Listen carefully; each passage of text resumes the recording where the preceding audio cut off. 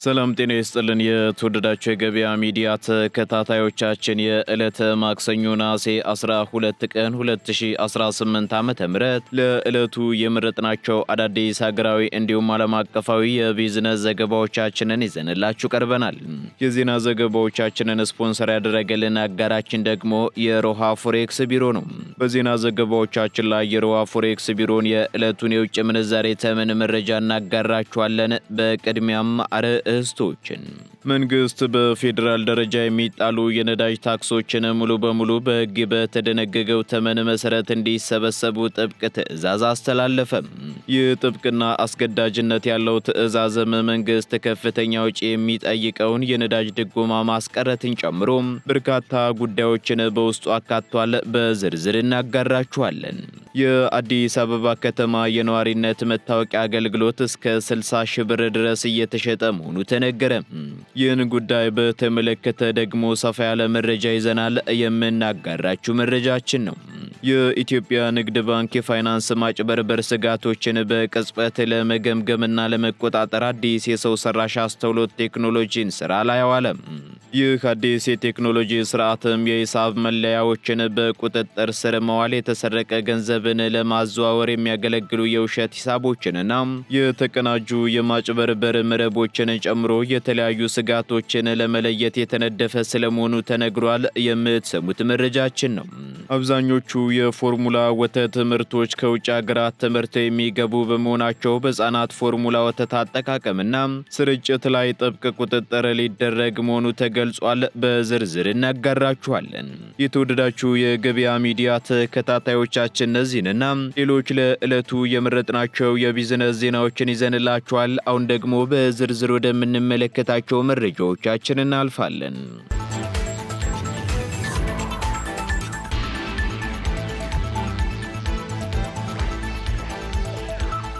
በሕፃናት ፎርሙላ ወተት አጠቃቀምና ስርጭት ላይ ጥብቅ ቁጥጥር ሊደረግ መሆኑ ተገለጸ።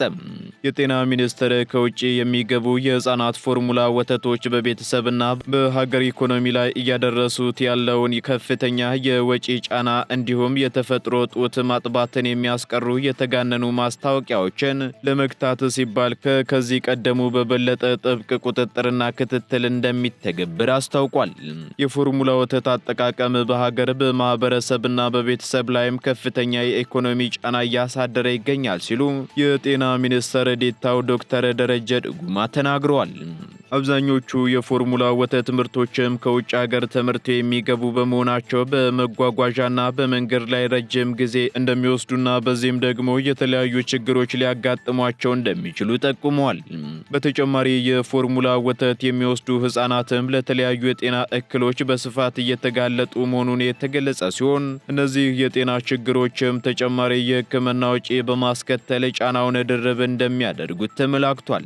ይህንንም ተከትሎ ሚኒስትሩ ምርቱ በአግባቡና በሚያስፈልግበት ደረጃ ብቻ ጥቅም ላይ እንዲውል የማስታወቂያ ስራዎችን ጨምሮ አጠቃላይ የስርጭት ሂደቱ በሕግ ማዕቀፍና በተቀመጠለት መመሪያ መሰረት ብቻ እንዲከናወን ጥብቅ ክትትል እንደሚደረግም ዶክተር ደረጀ ተናግረዋል። በኢትዮጵያ ከጊዜ ወደ ጊዜ በተለያዩ የማስታወቂያ መንገዶች በአርቲፊሻል የወተት ምርት ላይ አላግባብ የተጋነኑ ማስታወቂያዎች በማካሄድ እናቶች እንዳያጠቡ የሚያደርገውን ዘመቻ ለመከላከልም የሕፃናት ምግብ ቁጥጥር መመሪያ ቁጥር 840/2014 መውጣቱ አይዘነጋም።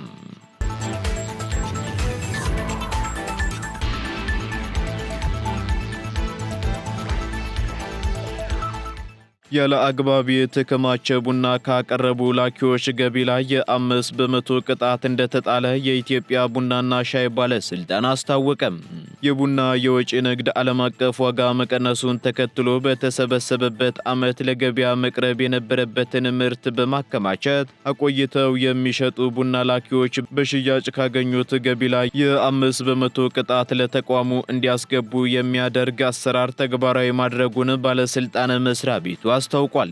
ባለስልጣኑ ባስቀመጠው ቀነ ገደብ መሰረት ምርታቸውን ለማዕከላዊ ገበያ ያላቀረቡ ላኪዎች ላይ የ5 በመቶ ቅጣት የጣለው አዲስ ምርት ደግሞ ከመግባቱ በፊት የከረመው ምርት መሸጥ እንዳለበት የሚያዘውን መመሪያ በመተላለፋቸው እንደሆነም የባለስልጣኑ ምክትል ዋና ዳይሬክተርና የልማት ዘርፍ ኃላፊ አቶ ታጋይ ኑሩ ተናግረዋል። የከረመ ቡናም ከጥቅምት 30 ቀን 2019 ዓ.ም በኋላ መያዝ እንደማይቻል ያስታወሱት ኃላፊው በርካታ ቡና ላኪዎች የሰበሰቡትንና ያመረቱትን ቡና አውጥተው እየሸጡ እንደሚገኝም ተናግረዋል። ባለስልጣኑ በላኪዎች ላይ ይህን አይነት ቅጣት ሲጥል ይህ የመጀመሪያው ነው የተባለ ሲሆን በአሁኑ ወቅትም አዲስ የቡና ምርት መሰብሰቢያ ጊዜ በመሆኑ የምርት ትመና ስራ እየተከናወነ እንደሚገኝ ተነግሯል።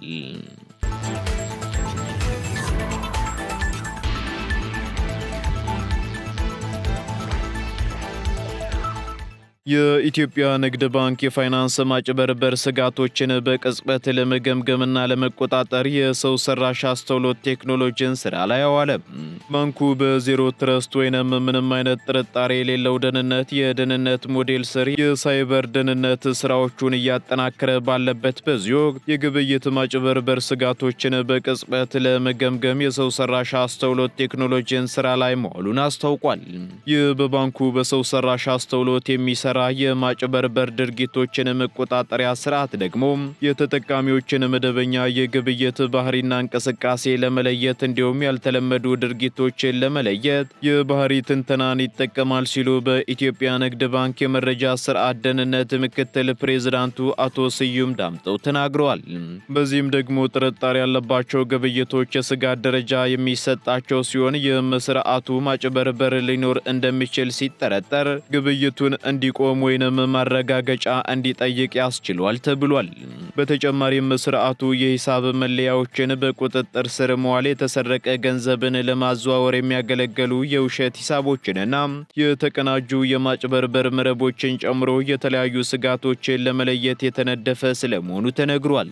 በሌላ በኩል ባንኩ ከተጠቃሚዎች ስልክ ወይንም መሳሪያ የሚመጡ ስጋቶችን ለመለየትም በሞባይል ባንክ መተግበሪያው ላይ ረንታይም አፕሊኬሽን ሰልፍ ፕሮቴክሽን የተሰኘ የደህንነት ቴክኖሎጂ እየተጠቀመ እንደሚገኝም ተነግሯል። ይህ ስርዓት ማልዌሮችን፣ የደህንነት ገደባቸው የተነሳ ስልኮችን፣ የስክሪን ላይ ተደራቢ ጥቃቶችንና ሌሎች መተግበሪያ መጣስ ጥቃቶችን የሚለይ ሲሆን ስጋት በተገኘበት ወቅትም አጠራጣሪ ግብይቶችን ወዲያውኑ ያግዳል የተባለው።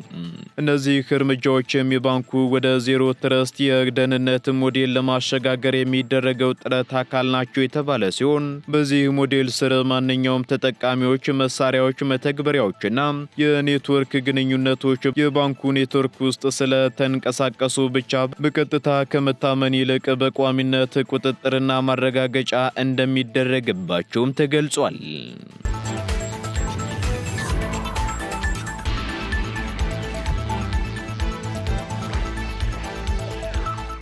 መንግስት በፌዴራል ደረጃ የሚጣለ ሙሉ የነዳጅ ታክስ እንዲሰበሰብ አዘዘ። የኢትዮጵያ መንግስት በፌዴራል ደረጃ የሚጣሉ የነዳጅ ታክሶችን ሙሉ በሙሉ በሕግ በተደነገገው ተመን መሰረት እንዲሰበሰቡ ትዕዛዝ አስተላልፏል።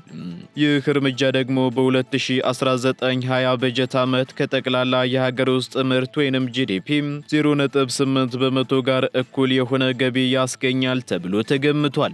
በዚህም በአዲሱ መመሪያ መሰረት የገንዘብ ሚኒስቴር የኢትዮጵያ ጉምሩክ ኮሚሽን ማንኛውንም ከነዳጅ ታክስ የሚሰበሰብ ገቢ በቀጥታ ለፌዴራል ገቢ እንዲያደርግም ትዕዛዝ ሰጥቶታል። ይህም ደግሞ ቀደም ሲል ከነበረው አሰራር ይልቅ ለውጥ ያሳየ ነው የተባለ ሲሆን ቀደም ሲል ከዚህ ገቢ ላይ የተወሰነው ክፍል እንደ ኢትዮጵያ ነዳጅ አቅርቦት ድርጅትና ለመንገድ ፈንድ ባሉ ተቋማት የሥራ ማነስ ኪሳራዎችን ለመሸፈንና ድጎማዎችን ለመደጎም ይቀንስ እንደነበር ተነግሯል። በተጨማሪም ይህ የነዳጅ ታክስ ማሻሻያ በዓለም አቀፍ የገንዘብ ድርጅት IMF በሚደገፈው የኢትዮጵያ አጠቃላይ የዋጋና የኢኮኖሚ መዋቅራዊ ማሻሻያ ፕሮግራም ውስጥ ዋና አካል መሆኑም ተገልጿል። ዋነኛ ዓላማውም ደግሞ ፍቃድ የሌላቸውን ድጎማዎች ደረጃ በደረጃ ማስቀረት፣ የህዝብ ገንዘብ አስተዳደርን ማጠናከር፣ ዋና ዋና የመንግስት ልማት ፕሮጀክቶችን ወይንም ድርጅቶችን መዋቅር ማስተካከልና የዋጋ ንረትን ለመቀነስ መረዳት ነው ተብሏል። በ2018-19 በጀት ዓመት መንግስት የነዳጅ ድጎማን በፌዴራል በጀት ውስጥ በጥቅል አካቶ የነበረ ሲሆን በአዲሱ ማዕቀፍ መሰረት ግን ከኤክሳይዝ ታክስ፣ ከተጨማሪ እሴት ታክስ እና ከሌሎች ነዳጅ ነክ ክፍያዎች የሚሰበሰበው ገቢ በቀጥታ ወደ ማዕከላዊ ግምጃ ቤት ይገባል። በቅርቡ የወጡ የዓለም አቀፍ የገንዘብ ድርጅት IMF ሰነዶች እንደሚያመላክቱት ከሆነ ደግሞ ይህ ጥረት ከሌሎች ቀጠናዊ ሀገራት ጋር ሲነጻጸር ዝቅተኛ ሆነው የቆየውን የኢትዮጵያ ታክስ ከጠቅላላ የሀገር ውስጥ ምርትን ለማሻሻል ከተነደፈው ሰፊ ስትራቴጂካዊ አካል አንዱ ነው ተብሏል። የታቀዱት ማሻሻያዎችም የኤክሳይዝ ታክስ መሰረትን ማስፋፋት፣ በአልኮልና በትንባሆ ላይ ከፍተኛ ተመን ያላቸው ልዩ የኤክሳይዝ ስርዓቶችን ማስተዋወቅ፣ የተወሰኑ የተጨማሪ እሴት ታክስ ነፃ መብቶችን ማስቀረትና የሞተር ተሽከርካሪ ዝውውር ታክስን ማስተዋወቅን ያካትታሉ። በተጨማሪም የIMF ፕሮግራም እንደሚያስረዳው በ2019-20 በጀት ዓመት ከጠቅላላ የሀገር ውስጥ ምርት 0.8 በመቶ ይደርሳል ተብሎ የተገመተው ሙሉ የፌዴራል ነዳጅ ታክስ በጉምሩክ በኩል ሙሉ ተመኑ ተሰብስቦ ወደ ፌዴራል በጀት ገቢ ይደረጋል ነው የተባለው። እንዲሁም የቫትና የኤክሳይዝ ክፍያዎች ውጤታማ የታክስ ስብሰባን በሚቀንሱ ገደቦች ወይንም በጊዜያዊ ማስተካከያዎች ሳይገደቡ በሚመለከተው ህጋዊ የታክስ መሰረት መቆጠር እንዳለባቸው ይገልጻል።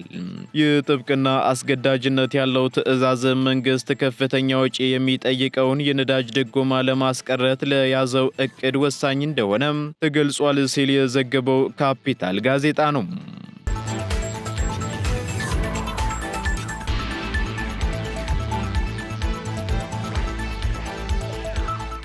የአዲስ አበባ ከተማ የነዋሪነት መታወቂያ አገልግሎት እስከ 60 ሺህ ብር ድረስ እየተሸጠ መሆኑ ተነገረ። በመዲናዋ አዲስ አበባ የነዋሪነት መታወቂያ አገልግሎት የክፍያ ደረጃው እንደየክፍለ ከተማዎቹ የሚለያይ ሲሆን በአመዛኙ ከ30 ሺህ ብር በላይ እንደሚከፈልበትና አገልግሎቱ አስቸኳይ ተብሎ ጊዜው ከአንድ ሳምንት ያጠረ ከሆነ ደግሞ እስከ 60 ሺህ ብር እየተሸጠ መሆኑ ተሰምቷል። ከአንድ ዓመት ገደማ በፊት ለዚሁ ህገ ወጥ አገልግሎት ከ15 ሺህ ብር ጀምሮ ይከፈል እንደነበር ለጉዳዩ ቅርበት ያላቸው ምንጮች ነግረውኛል ስትል ዋዜማ ሬዲዮ ዘግባለች። በተጨማሪም የመታወቂያ አገልግሎት አሰራሩ ወደ ዲጂታል ስርዓት ሲቀየር ግን የሚጠየቀው ገንዘብ መጠን እየጨመረ መምጣቱንና ቀደም ሲልም የነበረው መሰል አሰራርም ወደ ወረዳዎቹ መዋቅር መውረድ መጀመሩን ተከትሎ ለድርጊቱ ምቹ ሁኔታ መፍጠሩን ምንጮች ጠቁመዋል።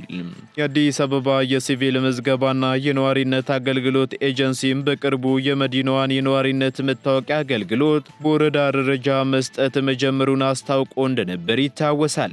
ይኸው በወረዳ ደረጃ መስጠት ተጀምሯል የተባለው አገልግሎት ሙሉ በሙሉ ባይጀመርም በተጀመረባቸው ወረዳዎች ላይ ግን ህገወጥነቱ መባባሱ ተገልጿል። ይህ በ10 ሺዎች የሚቆጠር ገንዘብ ተከፍሎበት የሚሰጠው የነዋሪነት መታወቂያም ህገወጥ ቢሆንም በድርጊቱ የተሰማሩ የኤጀንሲው ሰራተኞች በየደረጃው የፈጠሩትን ሰንሰለት በመጠቀም መረጃው በመዝገብ እንዲሁም በዲጂታል ስርዓት ውስጥ እንዲካተት በማድረግ ህጋዊነትን የማላበስ ተግባር እንደሚፈጽሙም ለማረጋገጥ መቻሉን ዘገባው ጠቁሟል። ይህ በእንዲህ እንዳለ ታዲያ ዋዜማ ሬዲዮ ሀገር ውስጥ ምንም የዘገባ ፍቃድ ሳይኖረው ከመታወቂያ አሰጣጥ ጋር የሰራው ዘገባ ሚዛኑን ያልጠበቀና አግባብነት የሌለው አሉባልታ ነው ሲል የአዲስ አበባ የሲቪል ምዝገባና ነዋሪነት አገልግሎት ኤጀንሲ ዛሬ ባወጣው መግለጫ አስታውቋል። በዚህም የተሰራው ዘገባ ደግሞ ሀገር ውስጥ በሌለ ሪፖርተር በየትኛው ክፍለ ከተማና ወረዳ ሄዶ ይህን ዘገባ ሊሰራ ቻለም? በኤጀንሲው በአካል ተገኝቶ ለምን መረጃ መውሰድ አቃተው? አዲስ አበባ ውስጥ ሳይገኙ ስለ ኤጀንሲው ትክክለኛ መረጃ በምን የዜና መስፈርትና የሙያ ስነ ምግባር ማሰራጨት ቻለ? በሚል የጠየቀው ኤጀንሲው የሰራውን ትክክለኛ ያልሆነ ዘገባ ፈጥኖ በማስተካከል ሚዛናዊ አድርጎ እንዲያቀርብ እንዲሁም ከገጹ ላይ አንስቶ ይቅርታ እንዲጠይቅም አሳስቧል።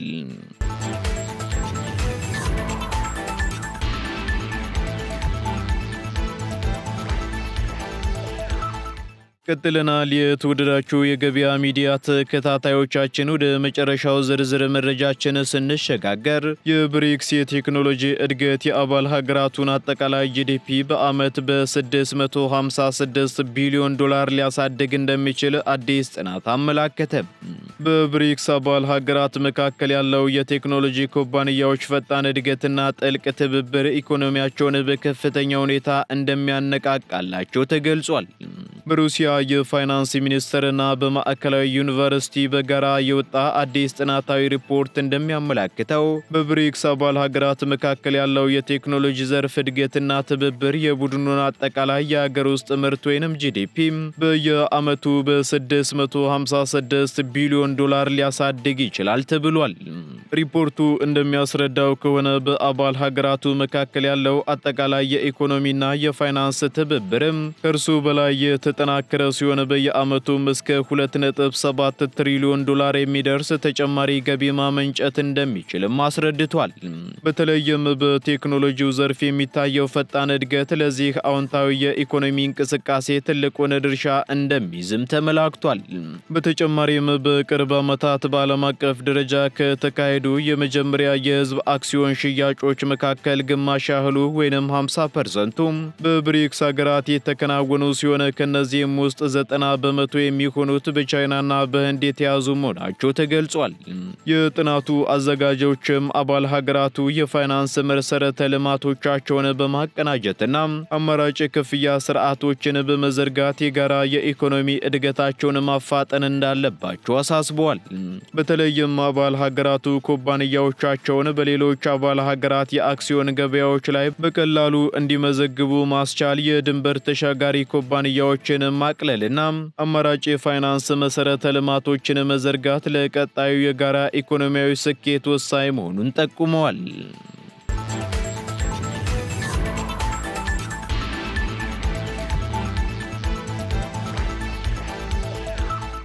ቀጥለናል። የተወደዳችሁ የገበያ ሚዲያ ተከታታዮቻችን በመጨረሻም የሮሃ ፎሬክስ ቢሮን የዕለቱን የውጭ ምንዛሬ ተመን መረጃ እናጋራችኋለን። በዚህም አንድ የአሜሪካ ዶላር 179 ብር ከ2 ሳንቲም እየተገዛ 182 ብር ከ60 ሳንቲም እየተሸጠ ይገኛል። ፓውንድ ስተርሊንግ 232 ብር ከ1 ሳንቲም መግዣው ሲሆን መሸጫው ደግሞ 236 ብር ከ65 ሳንቲም ሆኗል። ዩሮ 201 ብር ከ8 ሳንቲም እየተገዛ 205 ብር ከ10 ሳንቲም እየተሸጠ ይገኛል። ስዊስ ፍራንክ ደግሞ 215 ብር ከ18 ሳንቲም እየተገዛ 219 ብር ከ48 ሳንቲም እየተሸጠ ይገኛል። የተባበሩት አረብ ኤምሬት ድራም 47 ብር ከ80 ሳንቲም መግዣው ሲሆን መሸጫው ደግሞ 47 ብር ከ75 ሳንቲም ሆኗል። የሳውዲ ሪያል እንዲሁ 46 ብር ከ32 ሳንቲም እየተገዛ 47 ብር ከ24 ሳንቲም እየተሸጠ ይገኛል። የቻይናው ዩዋን 24 ብር ከ88 ሳንቲም እየተገዛ 25 ብር ከ37 ሳንቲም እየተሸጠ ይገኛል። የካናዳ ዶላር 121 ብር ከ17 ሳንቲም እየተገዛ 123 ብር ከ59 ሳንቲም እየተሸጠ መሆኑን የሮሃ ፎሬክስ ቢሮ የዕለቱ የውጭ ምንዛሬ ተመን መረጃ ያመላክታል።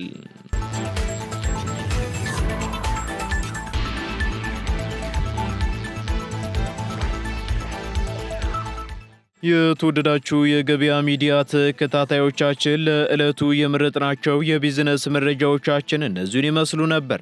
እንዲሁም ተጨማሪና አዳዲስ የቢዝነስ መረጃዎችን ለማግኘት ታዲያ የገበያ ሚዲያን እንድትወዳጁ እንጋብዛለን። ሰናይ ጊዜን ተመኘን።